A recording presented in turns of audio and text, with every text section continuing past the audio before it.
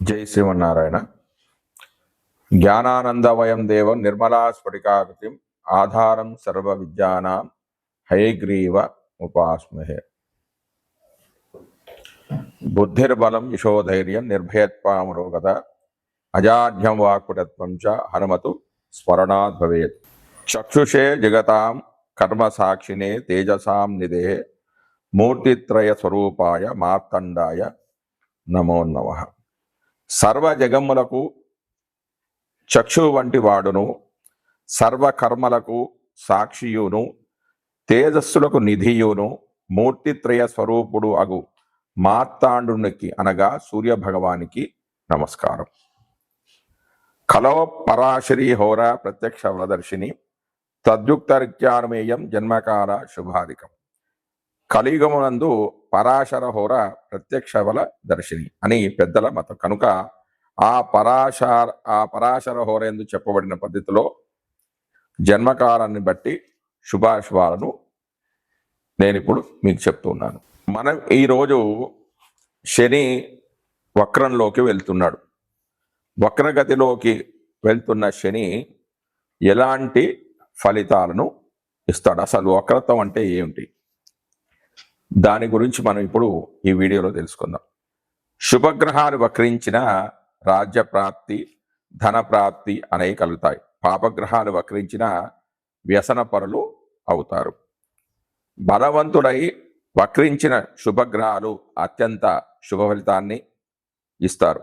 పాపగ్రహాలు దుఃఖాన్ని కలుగజేస్తారు. గ్రహాలు వక్రంలోనూ ఉచ్చలోనూ ఉన్నప్పుడు ఆ బలం అనేది ఇతర గ్రహాలచే హరించబడుతూ ఉంటుంది. అంటే తన బలాన్ని ఆ గ్రహాలు కోల్పోతాయి. అంటే ఈ సందర్భంలో వాళ్ళు చేయాల్సిన శుభ ఫలితాన్ని చేయరు. ఒకవేళ వాడు చేయాల్సిన చెడు ఫలితాన్ని కూడా చెడు చేయాలంటే బలం అనేది మధ్యస్థంగా ఉంది అని గ్రహించాలి. వక్ర గ్రహం యొక్క దశ ఎలా ఉంటుందంటే కుమ్మరి చక్రం వలె తిరుగుతూ ఉంటుంది.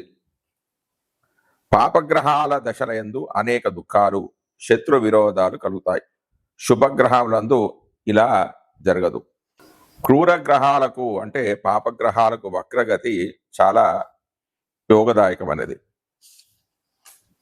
అసలు వక్రగ్రహాలు ఎలాంటి ఫలితాన్ని ఇస్తున్నాయో తెలియజేస్తున్నా. అసలు వక్రం అంటే ఏమిటి, ఇది ఎలా ఏర్పడుతుంది, గోచారంపై వక్ర ఫలితాలు ఎలా ఉంటాయి అనేది మనం తెలుసుకునే ప్రయత్నం చేద్దాం. వాస్తవానికి సౌర కుటుంబంలో ఏ గ్రహము వెనక్కి తిరగడం అనేది జరగదు. తమ తమ కక్షలలో సంచరిస్తున్నప్పుడు వాటి గతులలో తేడా వల్ల ఒక శీఘ్ర గ్రహము ముందుకు వెళ్తున్నట్లు, దానికంటే కొంత మందంగా నడిచే గ్రహం వెనక్కు వెళ్తున్నట్టుగా మనకు కనిపిస్తూ ఉంటుంది. దీనిని వక్రము అంటారు. ఇది చూసేవారి దృష్టికోణంపై ఆధారపడి ఉంటుంది. భూమి నుండి చూసే మనకు ఇవి ముందుకు వెనకకు నడుస్తున్నట్టుగా కనిపిస్తాయి. దీనినే వక్రము అంటారు. ఈ వక్రగ్రహాల ప్రభావం భూమిపై పడుతున్నట్లు జ్యోతిష్ శాస్త్రవేత్తలు తెలుసుకున్నారు. సూర్యునికి నియమిత దూరంలో ఉన్నప్పుడు ఈ వక్రాలు అనేవి ఏర్పడుతున్నాయి. ఖచ్చితంగా చెప్పాలంటే వక్రం అనేది దృష్టికి సంబంధించినది, ఒక భ్రమ. అయితే ఈ గ్రహాలు ఎన్ని రోజులు వక్రిస్తాయి అనే దాని గురించి మనం తెలుసుకుందాం. కుజుడు 80 రోజులు వక్రిస్తాడు, బుధుడు 24 రోజులు, గురుడు 240 రోజులు, శుక్రుడు 42 రోజులు, శని 140 రోజులు, ఇంద్రుడు 115 రోజులు, వరుణుడు 157 రోజులు వక్రగతి కాలం. అంటే ఎక్కువగా అదే మ్యాక్సిమం అన్ని రోజులు ఉంటాడు. అంటే అంతకంటే తక్కువ కూడా ఉండొచ్చు. ఇక స్థిరంగా ఉండే కాలం కుజుడు 3 రోజులు, బుధుడు అంటే దీన్ని స్థిరంగా ఉండడం అంటే స్తంభన, అంటే కదలకుండా ఉండడం. కుజుడైతే 3 రోజులు, బుధుడు 1 రోజు, గురుడు 5 రోజులు, శుక్రుడు 2 రోజులు, శని 5 రోజులు, ఇంద్రుడు 6 రోజులు, వరుణుడు 6 రోజులు. వక్రం ప్రారంభంలో కుజుడు అంటే రవి నుంచి దూరం ఎంత, 228 డిగ్రీలు. అయితే ఒకవేళ అదే బుధుడు రవి నుంచి 14 నుంచి 20 డిగ్రీల దూరంలో ఉంటాడు, అంటే వక్రం ప్రారంభమైనప్పటి నుంచి. తర్వాత గురుడు 245 డిగ్రీల దూరంలో ఉంటాడు. శుక్రుడైతే 29 డిగ్రీలు, శని 251 డిగ్రీ, ఇంద్రుడు 251 డిగ్రీ, తర్వాత వరుణుడు 259 డిగ్రీలు. ఇక వక్రగ్రహం అయిపోయింది. రుజు మార్గంలో అంటే సవ్యంగా వెళ్ళే గ్రహము ఎన్ని డిగ్రీలో ఉంటుందంటే కుజుడు, అంటే ఇదంతా కూడా రవి నుంచి దూరంగా భావించాలి. కుజుడైతే 132 డిగ్రీలు, బుధుడైతే 15 నుంచి 20 డిగ్రీలు, గురుడు 115 డిగ్రీలు, శుక్రుడైతే 29 డిగ్రీలు, శని 109 డిగ్రీలు, ఇంద్రుడు 109 డిగ్రీలు, వరుణుడు 111 డిగ్రీలు. ఇది గ్రహాల యొక్క వక్రగతి, స్తంభన, రుజుగతి. అయితే వక్రగ్రహాలు ఇచ్చే ఫలితాలు ఎలా ఉంటాయి? జాతక ఫలితాలు విచారణ చేసేటప్పుడు భావచక్రం అనుసరించి ఫలితాలు చెప్పాలి. అంటే ఆ గ్రహం భావ మధ్యమంలో ఉందా, మధ్యలో ఉందా, భావం యొక్క అంత్యంలో ఉందా అనే విషయంపై ఆధారపడి ఉంటుంది. గోచార ఫలితాలు పరిశీలించేటప్పుడు భావంపై ఆధారపడి నిర్ణయించాలి. దీనిని నిర్ణయించేటప్పుడు గమనించవలసిన విషయాలు ఏంటంటే, ఉదాహరణకు జాతకంలో సప్తమంలో బుధుడు 8 రాసుల 23 డిగ్రీల 30 నిమిషాలు ఉన్నాడు అనుకుంటే, రాశిలో చూడడానికి సప్తమంలో ఉన్నట్టుగా కనిపించిన సప్తమ భావ అంత్యం అంటే 8 డిగ్రీల 19 8 రాసుల 19 డిగ్రీల 16 కావడంతో అసలు సప్తమ భావంలోనే లేడు. భావచక్రంలో బుధుడు అస్తమంలో 4 డిగ్రీల 14 నిమిషాల ముందుకు నడిచి వక్రంలోనికి వెళ్ళడంతో బుధుని యొక్క దృష్టి అనేది సప్తమంపై ఉంటుంది. అయితే బుధుని యొక్క దృష్టి 8 డిగ్రీలు మాత్రమే ఉండడం భావ అంత్యంపైనే పడుతుంది. అంటే బుధుడు అష్టమానికి సప్తమానికి సంబంధించి ఫలితాలు ఇవ్వడంలో బలహీనుడని తెలుస్తుంది. ఆ వివరాలు చూడకుండా సప్తంలో ఉన్నాడని చెబితే ఫలితాలు అనేవి అసలు సరిపోవు. భావ మధ్యమం దాటిన గ్రహానికి వక్రగతి ప్రారంభమైతే ఆ గ్రహ దృష్టి భావ మధ్యమం పైన పడుతుంది. దీని ఫలితాలు ఆ గ్రహ స్వభావం అనుసరించి బలంగా ఉంటాయి. భావారోహ గ్రహం వక్రగతిలో ఉంటే ఆ గ్రహ దృష్టి వెనక్కి ప్రసరించి భావ ప్రారంభంపై పడతాయి. ఇక్కడ బలమైన ఫలితాలు చెప్పలేము. ఈ విషయాలు గణితంతో మాత్రమే తెలుసుకోగలం. వక్రగ్రహాలు ఇచ్చే ఫలితాలపై సమగ్ర సమాచారం అనేది లేదు. ఉన్న వివరాలను అనుసరించి ఫలితాలను పరిశీలిస్తే రవిచంద్రులకు వక్రత్వం అనేది ఉండదు. ఎప్పుడు కూడా సవ్యంగానే ముందుకే వెళ్తుంటారు. రాహుకేతువులు ఎప్పుడూ కూడా వక్రంలోనే సంచరిస్తూ ఉంటాయి. మిగిలిన కుజాది పంచగ్రహాలకు అంటే తారాగ్రహాలకు మాత్రం ఈ యొక్క వక్రత్వం అనేది ఉంటుంది. అంటే మిగతా గ్రహాలంటే కుజుడు, బుధుడు, గురుడు, శుక్రుడు, శని, ఈ 5 గ్రహాలకు మాత్రమే వక్రత్వము, స్తంభన, రుజు మార్గము ఇలాంటివి కలుగుతూ ఉంటాయి. అయితే వివిధ గ్రహాలు అంటే కుజుడు, బుధుడు, గురువు, శుక్రుడు, శని వీటికి మాత్రమే మనం వక్రగతి ఉంటుందని తెలుసుకున్నాం కదా. అయితే వీళ్ళు వక్రతంలో ఉన్నప్పుడు వీళ్ళు ఇచ్చే ఫలితాలు ఏమిటి అనేది క్లుప్తంగా తెలుసుకుందాం. ఇప్పుడు కుజుడు వక్రగతిలో ఉన్నప్పుడు మనిషిలో చొచ్చుబాటు గుణము, వేగం అనేది తగ్గుతూ ఉంటుంది. పురోగతి మందగించినట్టుగా అనిపిస్తుంటుంది. ఈ కారణంగా నిరాశ అనేది పెరుగుతుంది. వివాదాలు, విభేదాలు పెరుగుతాయి. ఒక విధంగా చెప్పాలంటే మన అంచనాలు ఎంతవరకు సాధ్యపడతాయో పరిశీలించుకునే కాలమని చెప్పవచ్చు.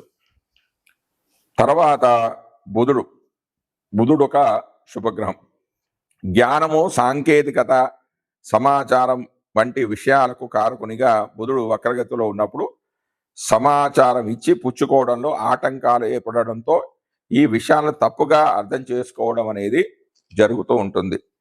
అంటే సమాచారానికి, కమ్యూనికేషన్కి, వాక్కి కారకుడు బుధుడు కాబట్టి అందులో కొన్ని లోపాలు అనేవి ఏర్పడతాయి.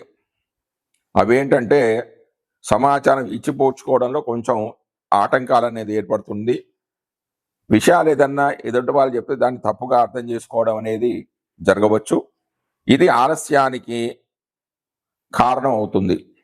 సాంకేతికతకు ఇదే పరిస్థితి ఏర్పడినా ఈ సవాళ్ళను ఎదుర్కొని సరైన పరిష్కారం కనుక్కునే అవకాశం అనేది కలుగుతుంది. అంటే ఈ విషయంలో కొంచెం ఆలోచించుకొని సరైన నిర్ణయాలు తీసుకునే అవకాశం ఉంటుంది. ఎప్పుడు బుధుడు వక్రగతిలో ఉన్నప్పుడు. తర్వాత గురుడు జ్ఞానము, అభివృద్ధి వంటి విషయాలకు కారకునిగా సంవత్సరానికి ఒకసారి వక్రగతిలో అంటే సుమారుగా 4 నెలలు ఉంటాడు. ఏదైనా విషయం పైన మన అవగాహనను పునరావలోకనం చేసుకునే విధంగా అంటే మళ్ళీ మళ్ళీ ఆలోచించుకునే విధంగా చేస్తాడు. మన నమ్మకాలను, విలువలను పునఃపరిశీలన చేసుకునేలా చేస్తుంది. ఇది మానసిక చైతన్యానికి ఎంతో ఉపయోగిస్తూ ఉంటుంది. తర్వాత శుక్రుడు కూడా శుభగ్రహమే. అంటే బుధుడు, గురువుడు, శుక్రుడు శుభగ్రహమే. బుధుడు శుభగ్రహాలతో కలిస్తే శుభుడుగా, పాపగ్రహాలతో కలిసే పాపగ్రహంగా జాతక పరిశీలనలో మనం గుర్తించాలి. శుక్రుడు ప్రేమ, అందము, సామరస్యము సూచించే గ్రహంగా శుక్రుడు వక్రస్థితిలో ఉన్నప్పుడు సంబంధాలు, ప్రేమ వ్యవహారాలు అంటే ఇంటా బయట కూడా గణనీయమైన మార్పులకు లోనవుతూ ఉంటాయి. వ్యక్తులను మరింత లోతుగా అంచనా వేసే సమయం. అంటే నేను ప్రేమించిన వ్యక్తి సరైన వాడా కాదా, ఇతన్ని వివాహం చేసుకుంటే జీవితం బాగుంటుందా బాగుండదా అనే ఒక ఆలోచన. అంటే తిరిగి ఆలోచిస్తూ ఉంటారు. చాలా కాలంగా పరిష్కారం కాని వ్యవహారాలు ఒక కొలిక్కి రావడమే కాకుండా వాటికి పరిష్కారాలు కూడా లభిస్తాయి. అంటే గుడ్డిగా నమ్మకుండా మళ్ళీ ఆలోచించి చెడు నిర్ణయాలు తీసుకోకుండా సరైన మార్గాన్ని నడిచే విధంగా శుక్రుడు ఆలోచింపజేస్తాడు. అంటే శుక్రుడు వక్రంలో ఉన్న వాళ్ళకి, అంటే గోచారంలో కూడా వక్రంలో ఉన్న వాళ్ళకి ఇలాంటి ఫలితాలన్నీ వస్తాయి. ఇక శని క్రమశిక్షణ, బాధ్యతలను సూచించే గ్రహంగా శని సంవత్సరానికి ఒకసారి వక్రగతిలో సుమారుగా 4 నెలల కాలం ఉంటాడు. ఈ సమయంలో మన అంచనాలను తిరిగి సమీక్షించుకోవాల్సి ఉంటుంది. కట్టుబాట్లు, బాధ్యతలు వంటి దీర్ఘకాలిక లక్ష్యాలు ఆందోళన కలిగించిన వాటికి పరిష్కారాలు చూపించడంతో పాటు మానసిక పరిపక్వతకు సవాలుగా నిలిపి సమస్యలు అధిగమించడానికి ప్రోత్సాహాన్ని ఇస్తుంది. జై శ్రీమన్నారాయణ. మనం ఇప్పుడు ఈ వీడియోలో శని వక్రగతిలోకి వెళ్తూ ఉన్నాడు. శని పాపగ్రహం. శని ఇప్పుడు ఎక్కడ ఉన్నాడో మీనరాశిలో ఉన్నాడంటే సమక్షేత్రంలో ఉన్నాడు. సమక్షేత్రం అంటే గురువు శనిలు ఒకరికొకరు సములు, మిత్రులు కాదు, అటు శత్రువులు కాదు, అంటే సమానత్వం అనేది ఉంటుంది.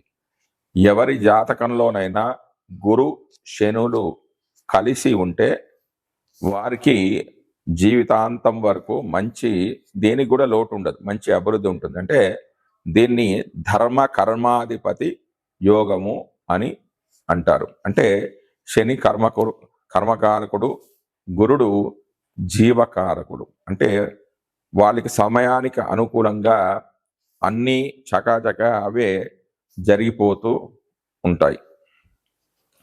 ఇక ప్రస్తుతం మనం మన టాపిక్లో చూసినట్లయితే కర్కాటక రాశి వారికి శని 9వ స్థానంలో సంచరిస్తున్నాడు. అంటే ఇది భాగ్యస్థానం. భాగ్యస్థానంలో పాపగ్రహమైన శని సంచరించడం వల్ల శుభ ఫలితాలు కలగవు. అంటే భాగ్యోదయం అనేది కాదు. కానీ ప్రస్తుతం శని వక్రగతిలో సంచరిస్తున్నాడు కాబట్టి కొంత మేర అంత నష్టాలు కలగకుండా కొంత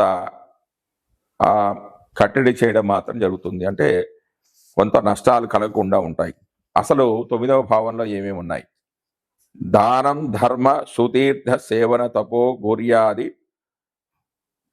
భక్త ఔషధ, చారా, చిత్త విశుద్ధి, దేవ భజనే, విద్యాశ్రమో వైభవ, యానం, భాగ్యనయ, ప్రతాప సుఖద, యాత్రాభిషేకాదయ, పుష్టి సజ్జని సంగతి శుభ పితృస్త్వం పుత్రాస్తద అష్టైశ్వర్య తురంగనాగ మహిష పట్టాభిషేకాలయ బ్రహ్మస్థాపన వైదిక క్రతు ధనక్షేప సూర్యం కుక్షిత. అంటే దానము, ధర్మము, తీర్థయాత్రలు చేయడం, సేవ చేయడం, తపస్సు, గురువులంటే భయము, మందు, ఆచారము, చిత్తశుద్ధి, దేవతా ఆరాధన, విద్య నేర్చుకోవడం వల్ల వచ్చిన గౌరవం, ప్రయాణం, భాగ్యము, నీతి, పరాక్రమము, మంచి కథలు, యాత్ర, అభిషేకము, సంతృప్తి, సజ్జన సాంగత్యము,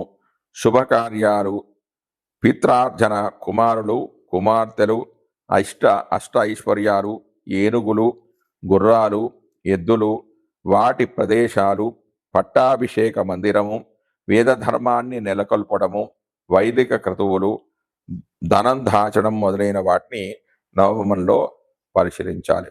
అయితే రుజుమార్గంలో సంచరిస్తున్న శని ఈ విషయాలకన్నిటి కూడా అడ్డుపడుతూ ఉంటాడు. అంటే వీటి విషయంలో కొంత ఇబ్బంది కలుగజేస్తూ ఉంటాడు. కానీ ప్రస్తుతం శని వక్రగతిలో సంచారం చేయడం వల్ల తిరిగి ఆలోచించుకునే విధంగా ఉంటాయి. అయితే ఈ స్థానంలో గ్రహాలు వక్రగతిలో ఉన్నప్పుడు దూర ప్రయాణాల్లో ఆటంకాలు, విదేశీయులతో సంబంధాలను మరల సమీక్షించుకోవాలంటే దూర ప్రయాణాలు చేయడం ద్వారా, అంటే నవమం దూర ప్రయాణాలు సూచిస్తుంది కాబట్టి దూర ప్రయాణాలు చేయడం ద్వారా లాభాలు వస్తాయా, రావా, ఆటంకాలు ఏమన్నా వస్తాయా, ఎలాంటి ఇబ్బంది లేకుండా ప్రయాణాలు చేయాలంటే ఎలాంటి జాగ్రత్తలు తీసుకోవాలి అనేది వక్రగతిలో ఉన్నప్పుడు ఆలోచిస్తూ ఉంటారు. విదేశీయులతో సంబంధాలను, అంటే ఎవరితో సంప్రదిస్తే మంచి ఫలితాలు వస్తాయి అనే దాని గురించి సమీక్షించుకునేలాగంటే తిరిగి ఆలోచించుకునే విధంగా ఉంటాయి. ప్రచురణలు, ప్రకటనలో, సమాచారంలో తేడాలు, ఇబ్బందులు కూడా వస్తాయి. అంటే కమ్యూనికేషన్స్లో కూడా కొన్ని ఇబ్బందులు అనేవి వస్తాయి. ఈ ఇబ్బందులు రాకుండా ఉండడానికి ఏం చేస్తే లాభసాటిగా ఉంటుంది అనే దాని గురించి బాగా ఆలోచిస్తారు. యాత్రల్లో చికాకులు కూడా కొంత ఉంటాయి. అంటే పూర్తిగా వక్రగతిలో ఉన్నప్పుడు మంచి ఫలితాలు వస్తాయని మనం చెప్పలేము, కానీ కొంత ప్రభావం అనేది తగ్గుతూ ఉంటుంది. చేయాలనుకున్న పుణ్యకార్యాలు కొంచెం ఆలస్యం అవుతాయి, కానీ మొత్తానికి తమ అనుకున్న సమయం కాకుండా కొంచెం ఆలస్యంగా వాటిని పూర్తి చేస్తారు. కొంత విదేశీ ప్రయాణాలు, అంటే విదేశాలకు వెళ్ళాలి, చదువుకోవాలి అనుకున్న వాటికి మాత్రం కొంచెం ఆటంకాలు అనేవి కొంత ఏర్పడుతూ ఉంటాయి. చేసి ఉన్నారు. ఇప్పుడు నేను చెప్పబోయేది శాంతి రెమెడీస్ అనమాట. ఇవి శాంతి పరిహారాలు, గ్రహ శాంతి పరిహారాలు అంటారు వీటిని. శని దోషహారిగా ఉన్నప్పుడు, వాళ్ళ ఉద్యోగంలోనూ వ్యాపారంలో కూడా అనేక ఇబ్బందులు ఉన్నప్పుడు, శని వల్ల ఇబ్బందులు ఎదుర్కొన్నప్పుడు చేసుకోవాల్సిన పరిహార మార్గాలు ఏంటంటే, శనిదోష పరిహారానికై ఆంజనేయ స్వామి ఆలయానికి సందర్శించండి, లేకపోతే శివాలయానికి సందర్శించండి. ఏకాదశి కానీ సోమవారం కానీ, ఆరుద్ర నక్షత్రం రోజు కానీ, మాస శివరాత్రి రోజు కానీ రుద్రాభిషేకాన్ని చేసుకుంటూ ఉండండి. వీలైతే ప్రతి సోమవారం కూడా రుద్రాభిషేకం అనేది చేసుకుంటూ ఉండండి. నిత్యం హనుమాన్ చాలీసా పారాయణం అనేది చేసుకుంటూ ఉండండి. ఆవాలు కానీ నువ్వులు కానీ దానం చేయండి. మీ శక్తి కొలది నువ్వులను హోమంలో వాడవచ్చు లేదా దానంగా ఇవ్వవచ్చు. ఈ మంత్రాన్ని నిత్యం పఠిస్తూ ఉండండి. ముఖ్యంగా శనివారం రోజున, శని హోరా సమయంలో, అంటే శనివారం ఉదయం 6 గంటల నుంచి 7 గంటల మధ్యలో ఈ యొక్క మంత్రాన్ని చదువుకోండి. అదేమిటి? నీలాంజన సమావాసం రవిపుత్ర విమాగ్రజం ఛాయామార్తాండ సంభూతం తన్నమామి శనేశ్వరం అనే ఒక ఈ మంత్రాన్ని కానీ, ఓం ప్రాం ప్రీం ప్రోం సహ శనేశ్వరాయ నమః అనే మూల మంత్రాన్ని కానీ గురువుల చేత ఒక్కసారి ఈ మంత్రాన్ని చెవిలో చెప్పించుకొని శనివారం రోజున శనిహోరా సమయంలో ఉంటుంది చెప్పాను కదా 6 నుంచి 7 మధ్యలో ఒక 108 సార్లు అంటే ఒక జపమాలలో 108 ఉంటాయి. అవి 108 సార్లు చదువుకున్నట్లయితే శని యొక్క దోషాలు అనేవి తొలగిపోతాయి. జై శ్రీమన్నారాయణ.